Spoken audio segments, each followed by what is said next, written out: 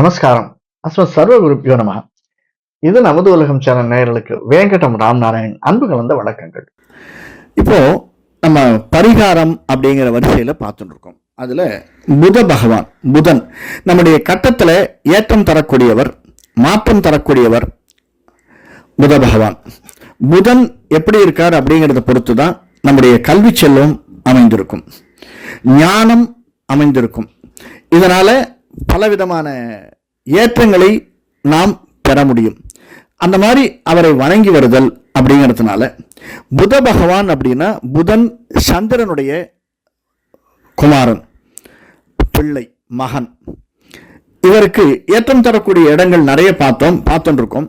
திருவெண்காடு, திருவகேந்திரபுரம், செட்டிப்புண்ணியம், இப்படி ஊர்கள் அமைந்திருக்கின்றன. அங்க போய் புத பகவானை வணங்கலாம், மகாவிஷ்ணுவை வணங்கலாம்.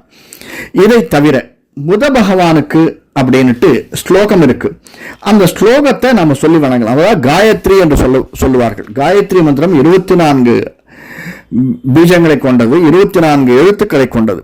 இந்த புத பகவான் காயத்ரி ஓம் கஜத்வஜாய வித்மஹே சுகஹஸ்தாய தீமஹி தன்னோ புத பிரச்சோதயாத் என்று சொல்லக்கூடிய காயத்ரி.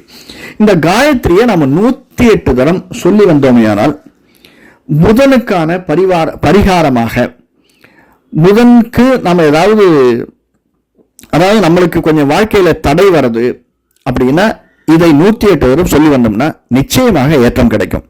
சார் இதை சொல்றதுனால எனக்கு ஏற்றம் வந்துருமா அப்படின்னா, வாழ்க்கையின் பேசிக்கே நம்பிக்கை தான் சார். அந்த நம்பிக்கை இல்லைன்னா ஒண்ணுமே இல்லை. நம்பிக்கையோட தான் நம்ம எந்த காரியத்தையும் செய்யறோம். நம்பிக்கையோட தான் வாழ்க்கையை ஒவ்வொரு நாளும் வாழ்ந்து கொடுக்கிறோம். வண்டியை எடுக்கச்சவே நாம நம்பிக்கையோட ஆஃபீஸ் போவோம், ஆஃபீஸ்லேருந்து வீட்டுக்கு திரும்பி வருவோம். அப்படிங்கிற நம்பிக்கையில தான் வாழ்க்கையை நடத்திட்டு இருக்கோம்.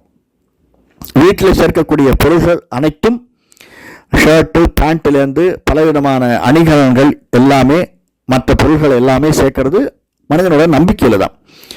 அந்த நம்பிக்கையோடு நம்ம செஞ்சு வந்தோம்னா 108 முறை இல்லை, இந்த மாதிரி கிட்டத்தட்ட 48 நாள், ஒரு நாளைக்கு 108 முறை சொல்லி 48 நாள் சொல்லி வந்தோம்னா evening 7 to 8 sir, morning 6 to 7 அல்லது ஈவினிங் 7 to 8 நமக்கு பிடித்த, நான் சொல்லுவேன், சிவன் வச்சுக்கலாம், விஷ்ணு வச்சுக்கலாம், அல்லது அம்பாள் வச்சுக்கலாம், அல்லது முருகன் வச்சுக்கலாம், விநாயகர் வச்சுக்கலாம். எல்லாமே நமக்கு செல்வத்தை தரக்கூடியவர்கள் தான். அருட்செல்வம், பொருட்செல்வம், கல்விச்செல்வம், மற்ற செல்வங்களையும் தரக்கூடியவர்கள் தான்.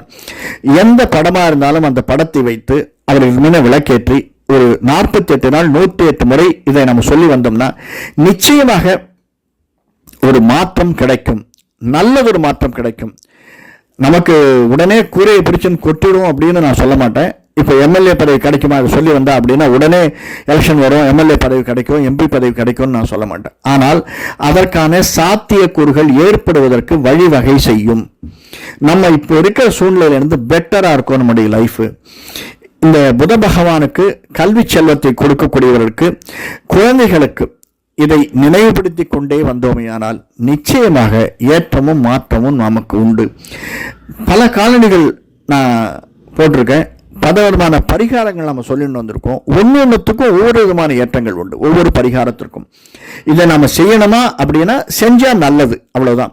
இப்போ தூரல் போடுறது அப்படின்னா கொடை எடுத்துட்டு போனா கொஞ்சம் நம்ம காப்பாற்றிக்கலாம் அப்படிங்கிறது தான் பரிகாரம்.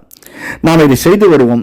இது மட்டுமல்ல, பலவிதமான பரிகாரங்கள் மற்ற காணொலிகளையும் பாருங்க.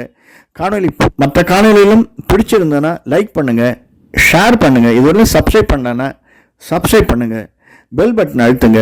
மீண்டும் சந்திப்போம். நன்றி, வணக்கம்.